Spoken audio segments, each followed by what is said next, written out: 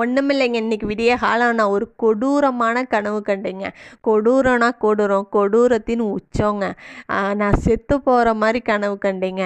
நான் செத்து போய் ஸ்ட்ரெச்சரில் கொண்டு வராங்க. அப்படி கை கால்லாம் விரைச்சி திருப்பிக்கிட்டு இருக்குதுங்க. நேராக கூட இல்லைங்க, கை கால்லாம் அப்படி தூங்குற மாதிரியே வச்சுக்கிட்டு இருக்கிறேங்க. என்னடா இப்படி விரைச்சி போய் இருக்குதுன்னு எல்லாம் பேசிக்கிறாங்கங்க. எங்கள் அம்மாக்கிட்ட நான் பேசுகிற மாதிரி இருக்குதுங்க. எங்கள் அம்மா எனக்கு தோசை ஊட்டி வர்ற மாதிரி இருக்குது. அந்த தோசை ஊட்டுறாங்க. தொண்டையில் என்னமோ டாக்டரு கழுத்தில் கட் பண்ணியிருக்காரு.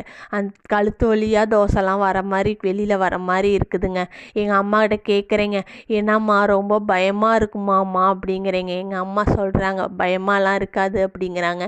எங்கள் அம்மா போய் டாக்டர்கிட்ட என்ன பிளட்டாக இருக்குது, அங்கங்கே பிளட்டாக இருக்குதுன்னு சண்டைக்கு போகிறாங்க. நான் நினைக்கிறேன், நானே செத்து போயிட்டேன், எதுக்குமா சண்டைக்கு போகிறீங்க அப்படிங்கிற மாதிரி இருக்கிறேங்க. கழுத்து வழியாக என்னமோ குடல் தொங்குற மாதிரி இருக்குதுங்க. அதுலேருந்து என் கழுத்து